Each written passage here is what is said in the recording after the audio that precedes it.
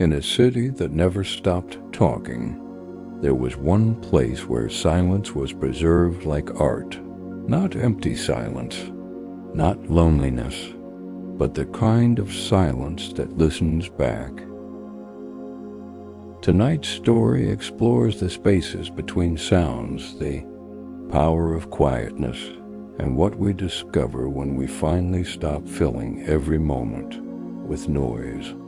Let yourself drift into the deepening silence as we explore what waits there. In a building that existed in the heart of a city, yet somehow remained untouched by its chaos, there stood a library unlike any other. It was not a library of books, though books lined its walls. It was a library of silence. The building itself was ancient, with thick stone walls that absorbed sound like a sponge absorbs water. Inside, the air had a particular quality, dense, still present. Even footsteps seemed to fade before they could echo. Even breath seemed to soften before it could disturb. The curator of this library was a man named Samuel Frost. He was 68 years old, with white hair and the kind of quiet that comes from decades of listening rather than speaking. His movements were slow and deliberate. His presence was gentle, but somehow vast, the way silence itself can feel vast when you finally notice it. Samuel had discovered the library 40 years ago, during the loudest period of his life. He had been a successful music producer then, surrounded constantly by sound. Music, voices, traffic, television, the endless noise of modern existence. He had thought himself happy, fulfilled, important. Then his hearing had begun to fail. Not dramatically, but gradually. High frequencies disappeared first. Then conversations became harder to follow in crowded rooms. Then, even music, his great love, started to blur and distort. The doctors told him it was permanent, progressive. Within a few years, he would be functionally deaf. Samuel had been devastated. His entire identity was built around sound, around hearing, around the world of auditory experience. Without that, who was he? What was his life worth? In his despair, he had wandered the city aimlessly one day and found himself in front of an unmarked door. Something drew him inside, and he discovered the library. At first, he thought the building was simply empty, abandoned. But as he sat in the main reading room, something shifted. He realized the building wasn't empty. It was full of silence. Rich, deep, layered silence that had texture and presence and meaning. And in that silence, Samuel began to hear something he'd never heard before. Himself, his own thoughts, his own breath, the whisper of his own existence beneath all the noise he'd been using to cover it. That was 40 years ago. Samuel's hearing had continued to decline, but by then it hadn't mattered. He had become the curator of the library, dedicating his life to preserving silence and teaching others what could be discovered within it. On a Tuesday afternoon, a woman stumbled through the library's doors looking like she was drowning in air. Her name was Claire, and she was 34 years old. She wore wireless earbuds even as she entered. Her phone buzzed constantly in her hand. Her eyes had the glazed, frantic look of someone who hadn't experienced true quiet in years. Samuel watched her from his desk, saying nothing. He had learned long ago that people found the library when they were ready, when the noise of their lives had become so overwhelming that some part of them began desperately seeking its opposite. Claire looked around the silent space with confusion and something like fear. She pulled out one earbud. What is this place?" she asked, her voice startlingly loud in the stillness. Samuel raised a finger to his lips, a universal gesture for quiet, then wrote on a piece of paper, "A library of silence. If you wish to stay, you must surrender all devices." "That makes sound." Claire stared at the note. "I can't. I need my phone. For work, for emergencies, for..." Samuel wrote again, "How long has it been since you experienced 5 minutes of complete silence?" Claire opened her mouth to answer, then closed it. She couldn't remember, literally couldn't remember. There was always something: her phone, her laptop, the television, the radio in her car, the podcast in her earbuds, the ambient noise of her office, the chatter of her apartment building. Even when she slept, she played white noise through a speaker because actual silence made her anxious, made her aware of her own thoughts, made her feel, what? Alone? Exposed? Real? "I don't know," she finally whispered. Samuel nodded and wrote, "Then perhaps it's time to find out." He held out a small basket.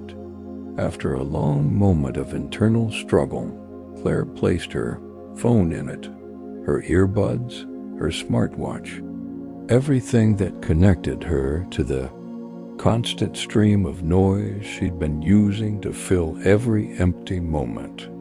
Without those devices, she felt naked, vulnerable, like a part of her had been amputated.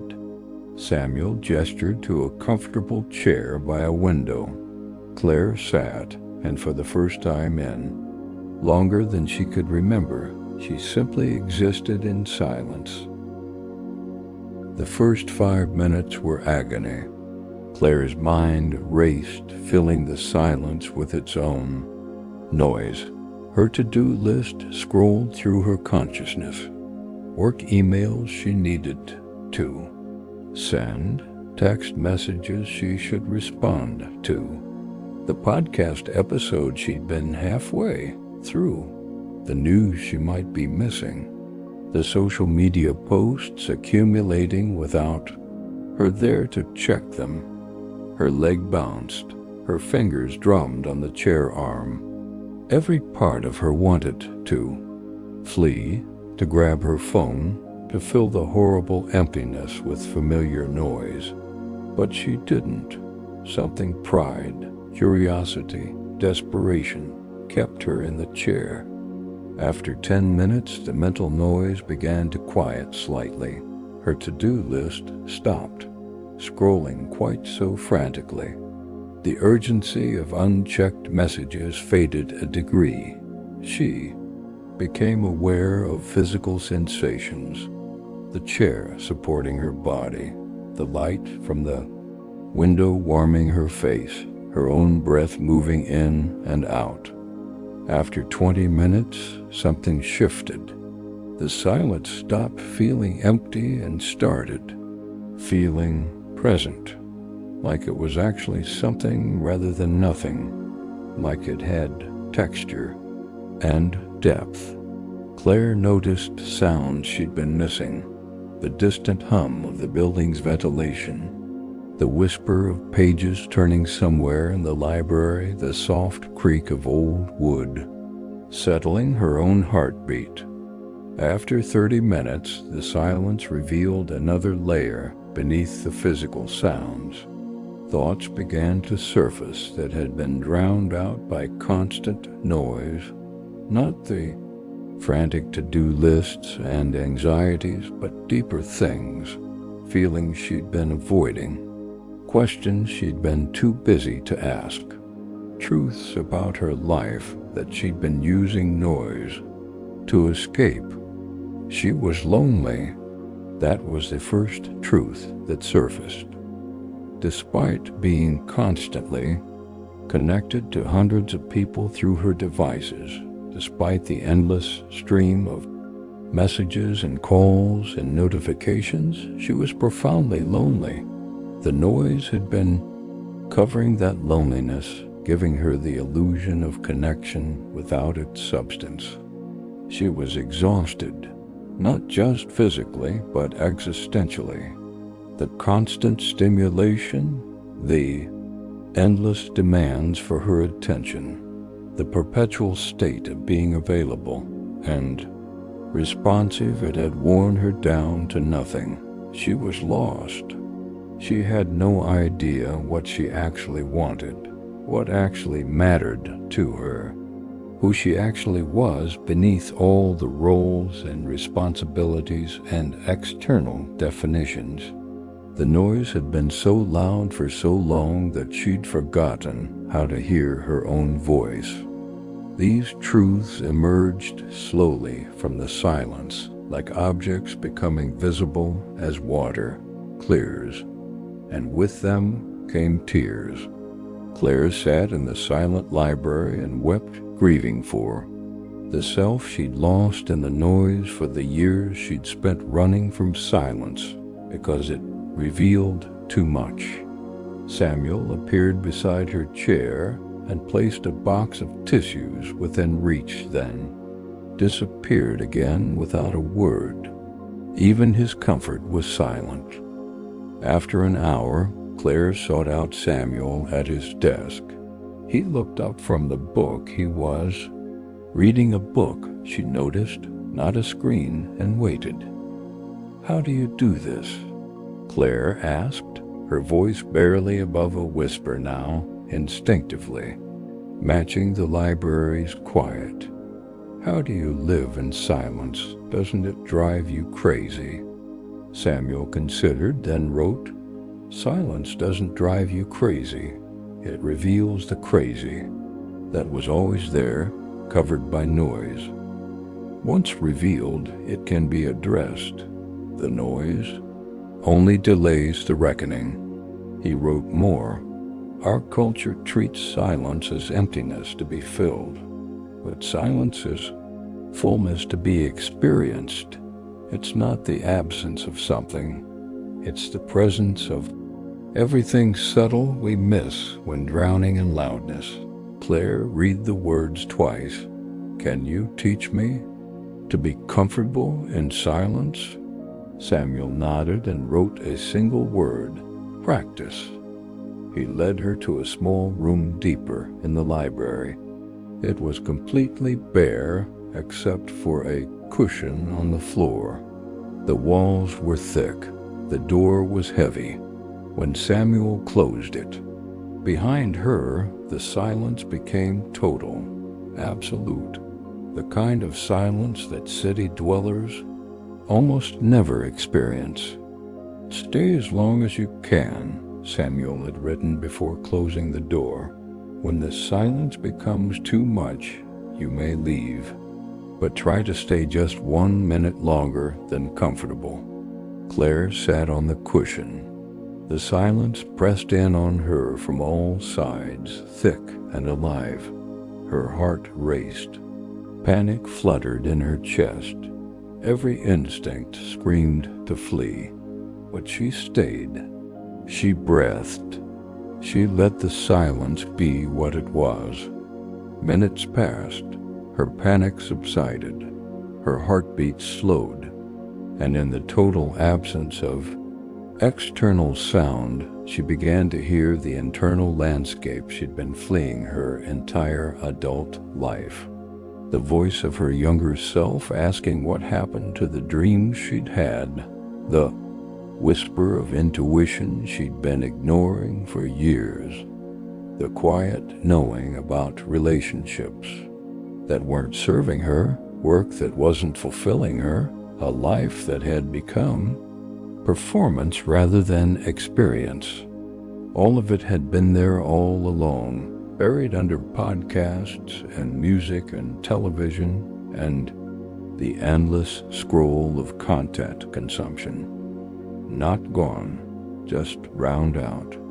When Claire finally emerged from the room, 45 minutes had passed, though it felt like both 5 minutes and 5 hours. She was shaking, but also strangely calm, disturbed, but also settled. Samuel looked at her with understanding and wrote, "The first time is always the hardest. It gets easier. Not because the silence changes, but because you do." Claire left the library as the afternoon faded into evening. When Samuel returned her devices, they felt strange in her hands, foreign, like artifacts from someone else's life. She turned on her phone. Immediately, it exploded with notifications. 73 messages, 26 emails, countless app notifications. The noise rushed back in. Overwhelming, aggressive, demanding. Claire's chest tightened. The panic she'd felt in the silence was nothing compared to the panic she felt facing the noise again. How had she ever thought this was normal? How had she survived in this constant assault of demands for her attention? She walked home through the city, her phone clutched in her hand, but not raised to her face. For the first time in years, she simply walked, simply observed, simply existed in the physical space she was moving through. The city was so loud. Car horns, construction, music pouring from shops, people shouting into their phones, sirens, the beep of pedestrian crossings, the rumble of subway trains beneath the street. A cacophony she'd been so immersed in that she'd stopped noticing it, but she noticed it now, and it felt like violence, like an assault on her newly sensitive awareness. When she reached her apartment, Claire did something unprecedented. She didn't immediately turn on the television, didn't put in her earbuds, didn't reach for distraction. She sat on her couch in her quiet apartment and just was. For 5 minutes, she managed it. Then the anxiety crept in, the feeling that she was missing something, that she should be doing something, that this silence was wasteful, unproductive, wrong. She reached for her phone, opened social media, began scrolling. The noise rushed back in, familiar and comforting. Within seconds, she was absorbed back into the stream, the silence forgotten, but not completely. Some part of her remembered. Some part of her had been changed by that hour in the library, and that part whispered quietly beneath the noise, "This isn't living, this is hiding." Claire returned to the library 3 days later. She lasted 15 minutes in the silence before needing to retrieve her phone. Progress. She returned again the following week. 30 minutes this time, then again, an hour. Then regularly, twice a week, making space in her loud life for pockets of quiet. Samuel watched her evolution without comment, simply being present, holding the space, modeling what a life built around silence rather than noise could look like. He showed her different rooms in the library, each offering a different quality of silence. The reading room with its gentle quiet, the meditation chamber with its absolute stillness, the observation deck with its natural ambient sounds, wind, distant birds, the rustle of leaves that somehow deepened silence rather than breaking it.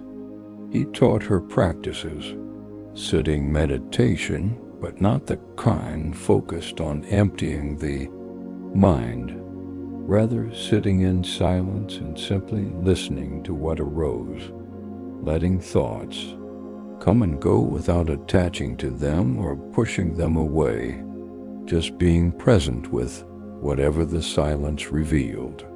Walking meditation through the library's corridors, each step deliberate and conscious. Attention focused on the sensation of movement through silent space.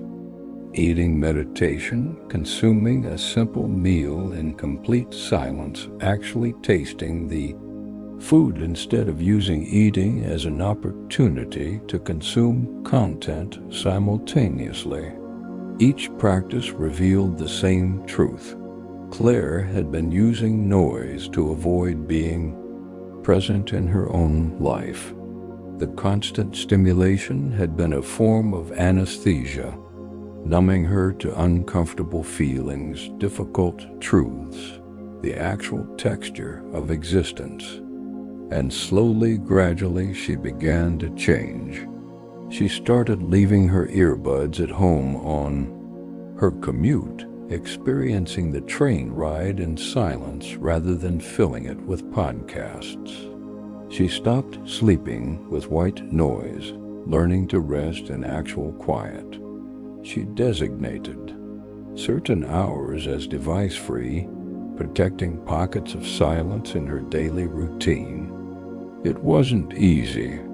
The pull back to noise was constant and strong. Her brain had been conditioned for years to expect constant stimulation. Silence felt like deprivation, like something was wrong, but she persisted. And the more she practiced, the more she discovered waiting in the silence. 6 months into her practice, Claire was sitting in the library's deepest silence room when she had an experience that changed everything. She'd been sitting for perhaps 45 minutes, just breathing, just being present with the silence. Her mind had quieted, her body had relaxed, and in that state of deep presence, something surfaced. Not a thought exactly, more like a knowing, a clarity that existed beneath thought, beneath language, in a space that only silence could reveal. She knew with complete certainty that she needed to leave her job, not eventually, not someday when she'd figured out the next step. Now, the work she was doing was killing something essential in her, and no amount of success or salary could justify that. Death. This knowing had probably been there for years, buried under noise and distraction and the frantic pace that had prevented her from feeling it. But now in the silence it rose too, the surface undeniable and clear. She also knew with equal certainty that she wanted to write. She'd always wanted to write, had pushed that dream aside as impractical, indulgent, impossible. But the wanting remained, patient and persistent, waiting in the silence for her to finally hear it. When Claire emerged from the silence room, Samuel was there. He looked at her face and nodded slowly, recognizing something. He wrote, "Silence reveals what noise obscures. Now, you know, the question is, will you act on what you know, or will you return to the noise that lets you avoid knowing?" Claire understood the question wasn't just about her job and her writing. It was about how she would live. Would she continue using noise to escape herself, or would she create a life with enough silence to actually inhabit it? Claire quit her job 2 weeks later. The decision terrified her, but the knowing that had emerged from silence was too strong to ignore.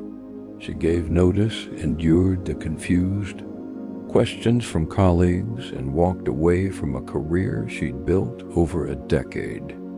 For 3 months, she lived on savings and wrote. Every morning, she sat in silence for an hour, sometimes at the library, sometimes at home. Then she wrote for 4 hours. Then she walked for an hour in silence, no devices, just moving through the world. Then she read or tended to practical matters, then more silence before sleep. It was the quietest period of her adult life, also the most productive, also the most peaceful, also the most terrifying, because in the silence everything surfaced, not just creative inspiration and clarity about life direction, but also pain, grief, fear, all the feelings she'd been using noise to avoid feeling. Some days the silence revealed her loneliness so starkly that she wept for hours. Some days it showed her the years she'd wasted, and the regret was crushing.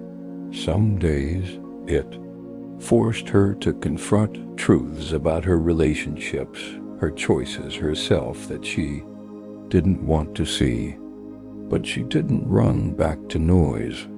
She stayed with the silence, let it show her what it needed to show her. And slowly the revelations became less painful and more clarifying. She realized that several of her friendships were based entirely on shared complaining and mutual distraction. When she stopped being available for that kind of connection, those friendships faded naturally.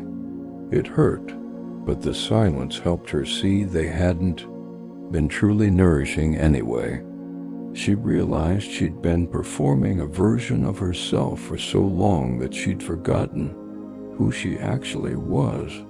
The silence gave her space to rediscover herself, to notice what she genuinely enjoyed versus what she thought she should enjoy. She realized she'd been living in constant reaction to notifications, to demands, to other people's agendas rather than from intention. The silence taught her to pause, to consider, to choose her responses rather than reacting automatically. After 3 months of this, Claire's first book was drafted. It wasn't perfect, would need revision, but it existed. She'd created something substantial, something real, something that emerged from silence rather than noise. Claire didn't abandon sound entirely. Samuel had taught her that wasn't the point. The point wasn't to live in permanent silence, but to develop a healthy relationship with both silence and sound, to use each appropriately rather than defaulting to noise as avoidance. She still listened to music, but consciously now. She'd choose an album, sit with it, actually listen rather than using it as background filler. Music became something she experienced rather than something she consumed. She still had conversations, but they'd changed.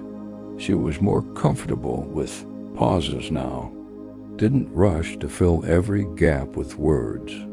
Let silence exist between sentences, creating space for deeper listening and more thoughtful response.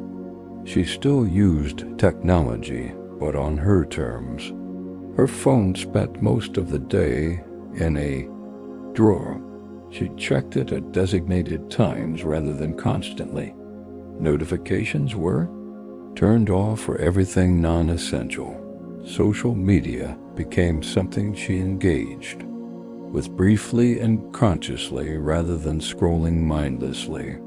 The difference was choice, consciousness, intention, sound when sound served her, silence when silence was needed. Both respected, both valued, neither used as escape, and she found that with this balance, her life had a quality it had never possessed before: presence. She was actually in her life, experiencing it rather than constantly distracted from it.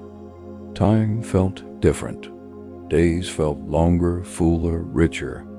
Not because she was doing more, but because she was actually present for what she was doing. A conversation with a friend lasted 30 minutes by the clock, but felt complete and substantial because she'd been fully there for it. A meal took 20 minutes, but felt satisfying because she'd actually tasted it. The silence had taught her that the constantly stimulated, endlessly distracted life she'd been living wasn't actually living at all. It was a kind of sleepwalking, moving through days without truly inhabiting them. A year after her first visit to the library, Claire approached Samuel with a proposal. She wanted to help, wanted to share what she'd learned, wanted to guide others who were drowning in noise the way she'd been drowning. Samuel considered this, then wrote, "Many people visit the library. Most come only once. The silence is too confronting. They prefer the comfort of noise even when it's destroying them. Can you hold space for people who may not be ready, who may flee back to distraction?" "I can try," Claire said, "because I almost did flee, but you held the space anyway. You didn't judge. You just were there in the silence, showing me it was possible." Samuel nodded slowly, then wrote, "Then you understand the work. It's not convincing anyone, not preaching the benefits of silence. It's simply being present with the silence, yourself, so consistently and peacefully that others begin to wonder if there might be something they're worth discovering." Claire began spending several days a week at the library, simply sitting in the silence, being available if visitors needed guidance, but mostly just modeling what a life that included silence could look like. She watched people arrive frantic and leave calmer. She watched them struggle with the absence of noise, then slowly began to discover what the silence held. She watched transformations that mirrored her own. Not everyone stayed. Most people visited once, found the silence too uncomfortable, and never returned. But some came back, some persisted. Some, like Claire, discovered that the noise they'd been using to fill every moment had been preventing them from experiencing anything real. And Claire understood that this was the work, not converting everyone, but being present for those who were ready, holding space in a noisy world for the possibility of silence, offering refuge for those drowning in stimulation and distraction. 2 years into her practice, Claire experienced what Samuel called the deepening shift from seeking silence as relief from noise to discovering silence as its own rich territory worth exploring. She began to notice different qualities of silence. The silence of early morning was different from the silence of midnight. The silence after snowfall was different from the silence of a summer afternoon. The silence of an empty room was different from the silence of sitting still in a crowded place. Each silence had its own texture, its own presence, its own gift to offer. She also began to notice her internal relationship with silence changing. At first, silence had been difficult, something to endure, to gradually become comfortable with. Then it had been useful, a tool for clarity, for creativity, for accessing intuition. But now it was becoming something more, a home, a place where she felt most herself, a state of being that didn't require justification or purpose. Silence for its own sake, not because it was productive or beneficial, but simply because it was beautiful. Samuel noticed this shift and wrote, "You're ready for the deeper rooms now." He led her to a part of the library she'd never accessed before, a door that she'd assumed was a closet opened to reveal stairs descending underground. They went down 3 flights deep beneath the building into a chamber carved from living rock. The silence here was of a different order entirely, thick, almost tangible, the kind of silence that existed before human civilization, before cities, before the constant, human-generated noise that defined modern life. "Stay as long as you wish," Samuel wrote. "Some people spend days here." Claire descended into that primal silence, expecting to need to leave after an hour. She stayed for 8 hours. In that depth of quiet, something profound occurred. Not a thought or realization, but an experience that transcended language, a sense of connection to something vast and timeless. A feeling that the constant noise of modern life wasn't just covering her own thoughts and feelings, but cutting her off from something fundamental about existence itself. The silence wasn't empty. It was full of presence, a being of life in its purest form, before it was decorated and distracted and drowned out by human activity. When Claire finally emerged, she was changed again. Not dramatically, not visibly, but some essential part of her had been recalibrated. The silence had reached deeper than psychology, deeper than behavior, into something more fundamental. Samuel saw it in her face and nodded. He wrote, "Now you understand. Silence isn't the opposite of sound. It's the ground of being. Everything emerges from it and returns to it. When you touch that ground, you touch something real." Claire's book was published. It was called The Library of Silence, and it told the story of her journey from noise addiction to discovering the richness of quiet. It found a small but devoted audience, people who, like her, had been drowning in constant stimulation and desperately needed permission to stop. She began teaching workshops on developing a healthy relationship with silence, not meditation retreats exactly, though silence meditation was part of it. More like introductions to a way of being that modern culture had forgotten. She taught people the practices Samuel had taught her, how to sit with silence without immediately reaching for distraction, how to notice the different qualities of quiet, how to use silence as a tool for clarity and creativity, how to create pockets of true quiet in a noisy world. But more than techniques, she taught by example, by being someone who had survived the transition from noise addiction to silence appreciation and emerged more whole, more present, more alive. Many of her students struggled. The pull back to noise was strong. The discomfort of silence was real. The things that surfaced in quiet were often painful, but some persisted. Some discovered, as she had, that the silence they'd been fleeing held everything they'd been seeking: That presence was richer than distraction, that being was more fulfilling than constant doing. And slowly, imperceptibly, a small community formed around the library.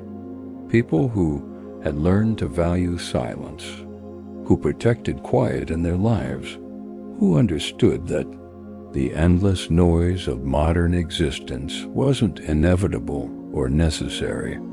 They didn't evangelize, didn't preach, just lived differently, created small pockets of silence in the noisy world, and in doing so offered an alternative to those ready to see it.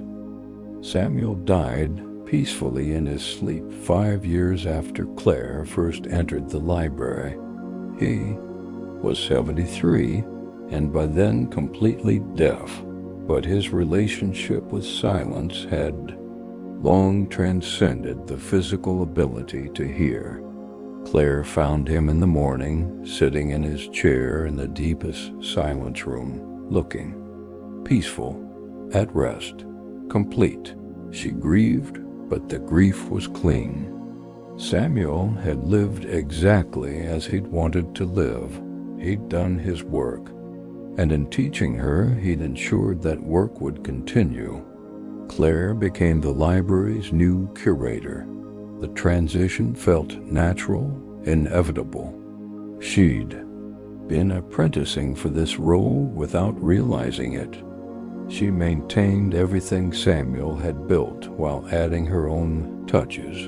A room for people newly struggling with tinnitus or hearing loss, helping them discover that silence wasn't something to lose, but something to inhabit differently.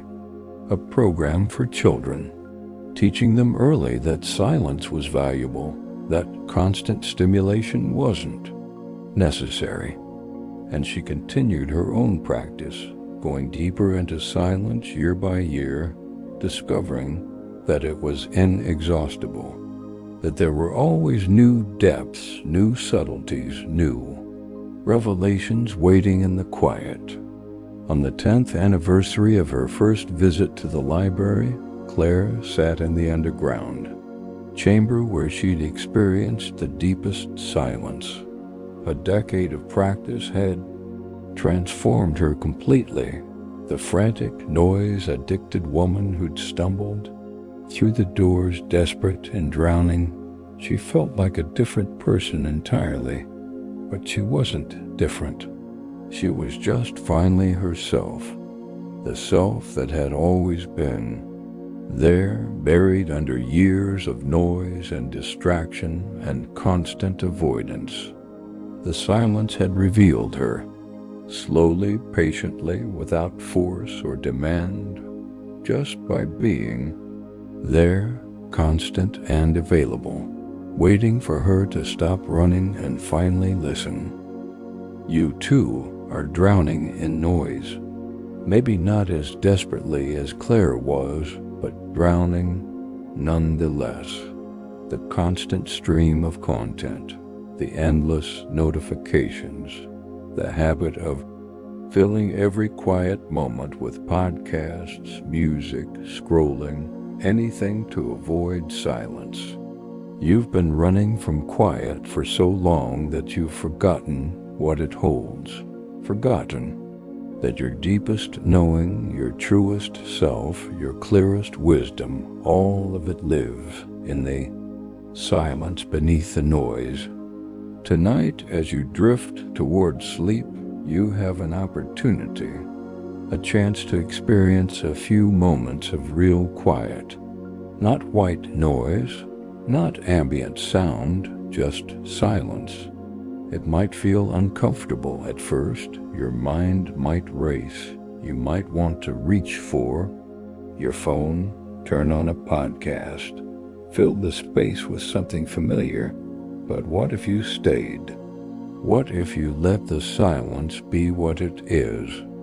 What truths might surface? What knowing might emerge? What part of yourself long drowned out by noise might finally have space to speak? You don't need to change everything tomorrow.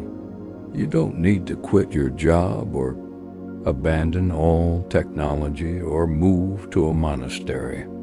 You just need to create small pockets of silence, a few minutes each day, enough to remember that quiet isn't empty, that it's full of everything subtle you've been missing. 5 minutes without headphones on your commute. 10 minutes sitting without devices before bed. 20 minutes walking in silence. Small practices, small openings. Because in those openings you might discover what Claire discovered, that the noise has been covering something precious, that beneath the constant stimulation lives your actual life, waiting patiently for you to finally show up and inhabit it. The silence is here now, around you, beneath the sounds of night, deeper than thought, waiting, not demanding, not insisting, just offering. Rest in it now. Let the quiet hold you. Let yourself sink into the silence like sinking into deep water, and discover what waits there, what has always been waiting, what will always wait, in the generous, patient, infinite silence. Rest